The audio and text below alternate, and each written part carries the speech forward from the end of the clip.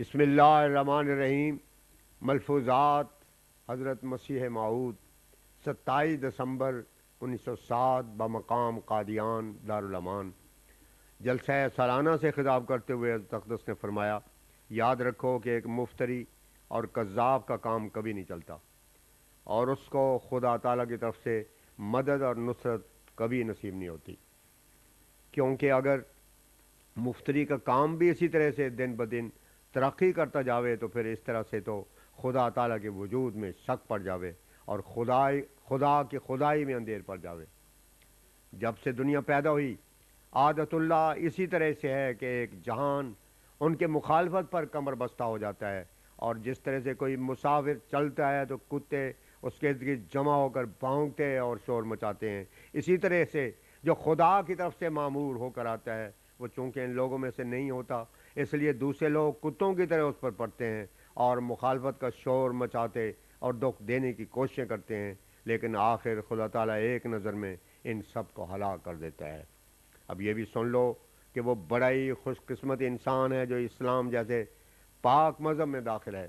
لیکن صرف زبان سے اسلام اسلام کہنے سے کچھ نہیں بنتا جب تک کہ سچے دل سے انسان اس پر کاربند نہ ہو جاوے۔ اکثر لوگ اسی قسم کے بھی ہوتے ہیں جن کی نسبت قرآن شریف میں لکھا ہے، وَإِذَا لَقُوا الَّذِينَ آمَنُوا قَالُوا آمَنَّا وَإِذَا خَلَوْا إِلَىٰ شَيَاطِينِهِمْ قَالُوا إِنَّا مَعَكُمْ إِنَّمَا نَحْنُ مُسْتَهْزِئُونَ۔ البقرہ آیت 15۔ یعنی جب وہ مسلمانوں کے پاس جاتے ہیں تو کہہ دیتے ہیں کہ ہم مسلمان ہیں، اور جب وہ دوسروں کے پاس جاتے ہیں تو کہہ دیتے ہیں کہ ہم تمہارے ساتھ ہیں، اور یہ وہ لوگ ہوتے ہیں جن کو قرآن شریف میں منافق کہا گیا ہے۔ اس لیے جب تک کوئی شخص پورے طور پر قرآن مجید پر عمل نہیں کرتا تب تک وہ پورا اسلام میں بھی داخل نہیں ہوتا۔ قرآن مجید ایک ایسی پاک کتاب ہے جو اس وقت دنیا میں آئی تھی جبکہ بڑے بڑے فساد پھیلے ہوئے تھے اور بہت سے اعتقادی اور عملی غلطیاں رائج ہو گئی تھیں، اور تقریباً سب کے سب لوگ بدعمالیوں اور بدعقیدگیوں میں گرفتار تھے۔ اسی کی طرف اللہ جل شانہ قرآن مجید میں اشارہ فرماتا ہے، ظہر الفساد فی البر والبحر، سورہ روم آیت 42۔ یعنی تمام لوگ کیا اہل کتاب اور کیا دوسرے سب کے سب بدعقیدگیوں میں مبتلا تھے اور دنیا میں فساد عظیم برپا تھا۔ غرض ایسے زمانے میں خدا تعالی نے تمام عقائد باطلہ کی تردید کے لیے قرآن مجید جیسی کامل کتاب ہماری ہدایت کے لیے بھیجی جس میں کل مذاہب باطلہ کا رد موجود ہے، اور خاص کر سورہ فاتحہ میں جو 5 وقت ہر نماز کی ہر رکعت میں پڑھی جاتی ہے، اشارے کے طور پر کل عقائد کا ذکر ہے۔ جیسے فرمایا الحمدللہ رب العالمین، یعنی ساری خوبیاں اس خدا کے لیے سزاوار ہیں جو سارے جہانوں کو پیدا کرنے والا ہے۔ الرحمن وہ بغیر اعمال کے پیدا کرنے والا ہے اور بغیر کسی عمل کے عنایت کرنے والا ہے۔ الرحیم اعمال کا پھل دینے والا، مالک یوم الدین جزا سزا کے دن کا مالک۔ ان 4 صفتوں میں کل دنیا کے فرقوں کا بیان کیا گیا ہے۔ بعض لوگ اس بات کے منکر ہیں کہ خدا ہی تمام جہانوں کو پیدا کرنے والا ہے۔ وہ کہتے ہیں کہ جیو یعنی ارواح اور پرمانو یعنی ذرات خود بخود ہیں، اور جیسے پرمیشور آپ ہی آپ چلا آتا ہے ویسے ہی وہ بھی آپ ہی آپ چلے آتے ہیں، اور ارواح اور ان کی کل طاقتیں گن اور خواص جن پر دفتروں کے دفتر لکھے گئے خود بخود ہیں، اور باوجود اس کے کہ ان میں قوت اتصال اور قوت انفصال خود بخود پائی جاتی ہے، وہ آپس میں میل ملاپ کرنے کے لیے ایک پرمیشور کے محتاج ہیں۔ غرض یہ وہ فرقہ ہے جس کی طرف اللہ تعالیٰ نے رب العالمین کہہ کر اشارہ کیا ہے۔ دوسرا فرقہ وہ ہے جس کی طرف الرحمن کے لفظ میں اشارہ ہے، اور یہ فرقہ سناتن دھرم والوں کا ہے۔ گو وہ مانتے ہیں کہ پرمیشور سے ہی سب کچھ نکلا ہے، مگر وہ کہتے ہیں کہ خدا کا فضل کوئی چیز نہیں، وہ کرموں کا ہی پھل دیتا ہے، یہاں تک کہ اگر کوئی مرد بنا ہے تو وہ بھی اپنے اعمال سے، اور اگر کوئی عورت بنی ہے تو وہ بھی اپنے اعمال سے، اور اگر ضروری اشیاء حیوانات نباتات وغیرہ بنے ہیں تو وہ بھی اپنے اپنے کرموں کی وجہ سے۔ الغرض یہ لوگ اللہ تعالیٰ کے صفت رحمان سے منکر ہیں۔ وہ خدا جس نے زمین، سورج، چاند، ستارے وغیرہ پیدا کیے اور ہوا پیدا کی تاکہ ہم سانس لے سکیں اور ایک دوسرے کی آواز سن سکیں، اور روشنی کے لیے سورج، چاند وغیرہ اشیاء پیدا کی، اور اس وقت پیدا کی جبکہ ابھی سانس لینے والوں کا وجود اور نام و نشان بھی نہیں تھا۔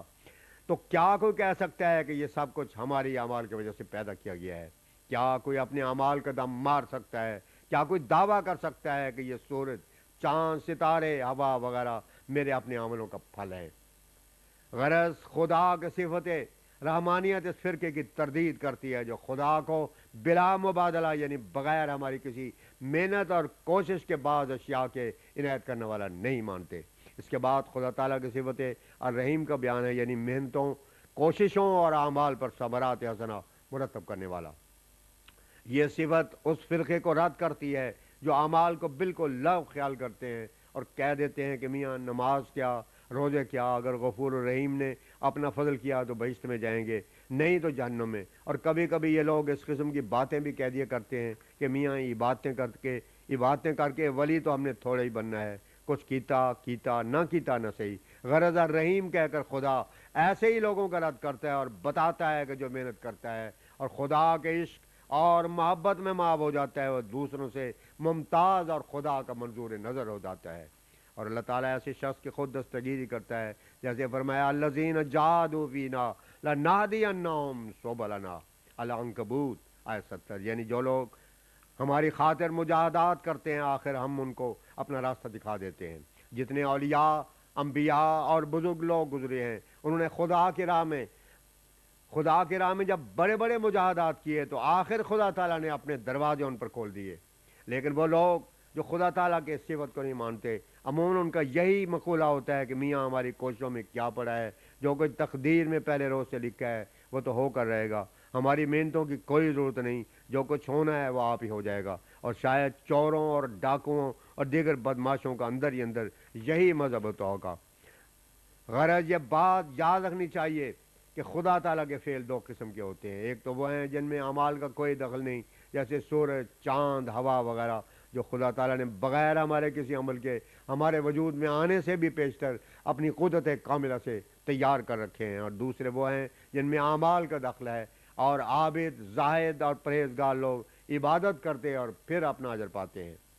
اب 3 فرقوں کی بابت تو تم سن چکے ہو، یعنی ایک فرقہ تو وہ ہے کہ جو اللہ تعالیٰ کو رب نہیں سمجھتا اور ذرے ذرے کو اس کا شریک ٹھہراتا ہے اور یہ مانتا ہے کہ ارواح اور ذرات عالم کا پیدا کرنا اللہ تعالیٰ کی طاقت سے باہر ہے، اور جیسے خود بخود خدا ہے ویسے ہی وہ بھی خود بخود ہیں، اس لیے رب العالمین کہہ کر اس فرقے کی تردید کی گئی ہے۔ دوسرا فرقہ وہ ہے جو سمجھتا ہے کہ خدا اپنے فضل سے کچھ نہیں دے سکتا، جو کچھ بھی ہمیں ملا ہے اور ملے گا وہ ہمارے اپنے کرموں کا پھل ہے اور ہوگا، اسی لیے لفظ رحمان کے ساتھ اس کا رد کیا گیا ہے۔ اور اس کے بعد الرحیم کہہ کر اس فرقے کی تردید کی گئی ہے جو اعمال کو غیر ضروری خیال کرتے ہیں۔ اب ان تینوں فرقوں کا بیان کر کے فرمایا مالک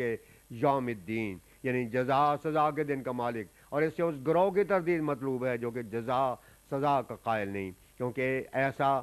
ایک فرقہ بھی دنیا میں موجود ہے جو جزا سزا کا منکر ہے۔ جو لوگ خدا کو رحیم نہیں مانتے ان کو تو بے پرواہ بھی کہہ سکتے ہیں، مگر جو مالک یوم الدین والی صفت کو نہیں مانتے وہ تو خدا تعالیٰ کی ہستی سے بھی منکر ہوتے ہیں، اور جب خدا کی ہستی نہیں جانتے تو پھر جزا سزا کس طرح مانے۔ غرض ان 4 صفات کو بیان کر کے خدا تعالیٰ فرماتا ہے کہ مسلمانوں تم کہو ایاک نعبد و ایاک نستعین، یعنی اے 4 صفتوں والے خدا ہم تیری عبادت کرتے ہیں اور اس کام کے لیے مدد بھی تجھ سے ہی چاہتے ہیں۔ اور یہ جو حدیث شریف میں آیا ہے کہ خدا تعالیٰ کی عرش کو 4 فرشتوں نے اٹھایا ہوا ہے، اس کا مطلب بھی یہی ہے کہ اس کی ان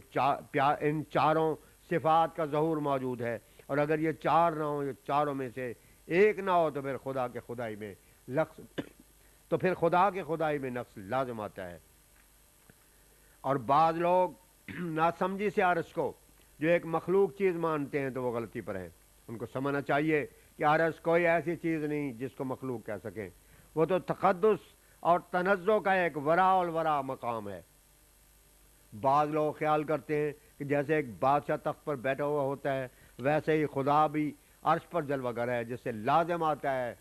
کہ وہ محدود ہے۔ لیکن ان کو یاد رکھنا چاہیے کہ قرآن مجید میں اس بات کا ذکر تک نہیں کہ عرش ایک تخت کی طرح ہے جس پر خدا بیٹھا ہے، کیونکہ نعوذ باللہ اگر عرش سے مراد ایک تخت لیا جائے جس پر خدا بیٹھا ہوا ہے تو پھر ان آیات کا کیا ترجمہ کیا جاوے گا جہاں لکھا ہے کہ خدا ہر ایک چیز پر محیط ہے، اور جہاں 3 ہیں وہاں چوتھا ان کا خدا، اور جہاں 4 ہیں وہاں 5واں ان کا خدا، اور پھر لکھا ہے نحن اقرب الیہ من حبل الورید، قاف آیت 17، اور وَهُوَ مَعَكُمْ أَيْنَمَا كُنتُمْ الحدید آیت 5۔ غرض اس بات کو اچھی طرح سے یاد رکھنا چاہیے کہ کلام الہی میں استعارات بہت پائے جاتے ہیں۔ چنانچہ ایک جگہ دل کو بھی عرش کہا گیا ہے، کیونکہ خدا تعالیٰ کی تجلی بھی دل پر ہوتی ہے، اور ایسی عرش اس وراء الورا مقام کو کہتے ہیں جہاں مخلوق کا نقطہ ختم ہو جاتا ہے۔ اہل علم اس بات کو جانتے ہیں کہ ایک تو تشبیہ ہوتی ہے اور ایک تنزیہ ہوتی ہے، مثلا یہ بات کہ جہاں کہیں تم ہو وہ تمہارے ساتھ ہے، اور جہاں پانچ ہوں وہاں چھٹا ان کا خدا ہوتا ہے، یہ ایک قسم کی تشبیہ ہے جس سے دھوکہ لگتا ہے کہ کیا خدا پھر معدود ہے۔ اس لیے اس دھوکے کے دور کرنے کے لیے بطور جواب کے کہا گیا ہے کہ وہ تو عرش پر ہے جہاں مخلوقات کا دائرہ ختم ہو جاتا ہے، اور وہ کوئی اس قسم کا تخت نہیں ہے جس سونے چاندی وغیرہ کا بنایا ہوا ہو اور اس پر جواہرات وغیرہ جڑے ہوئے ہوں، بلکہ وہ تو ایک اعلیٰ عرفہ اور وراء الورا مقام ہے۔ اور اس قسم کے استعارات قرآن مجید میں بکثرت پائے جاتے ہیں، جیسے فرمایا اللہ تعالیٰ نے من کان فی ہذہ اعمی فہو فی الآخرۃ اعمی واضل سبیلا، سورہ بنی اسرائیل آیت 73۔ ظاہراً تو اس کے معنی یہی ہیں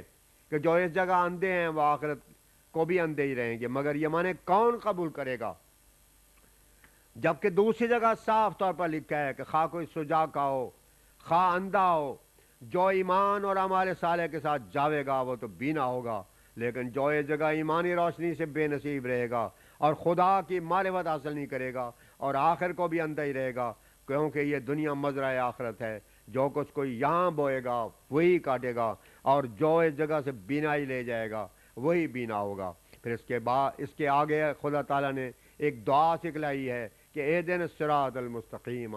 صراط الذین انعمت علیہم، یعنی اے خدا کہ تو رب العالمین رحمان رحیم اور مالک یوم الدین ہے، ہمیں وہ راہ دکھا جو ان لوگوں کی راہ ہے جن پہ تیرا بے انتہا فضل ہوا اور تیرے بڑے بڑے انعام اکرام ہوئے۔ مومن کو چاہیے کہ ان چار صفات والے خدا کا صرف زبانی اقرار ہی نہ کرے، بلکہ اپنی ایسی حالت بناوے جس سے معلوم ہو کہ وہ صرف خدا کو ہی اپنا رب جانتا ہے، زید عمر کو نہیں جانتا، اور اس بات پر یقین رکھے کہ در حقیقت خدا ہی ایسا ہے جو عملوں کی جزا سزا دیتا ہے اور پوشیدہ سے پوشیدہ اور نہاں در نہاں گناہوں کو جانتا ہے۔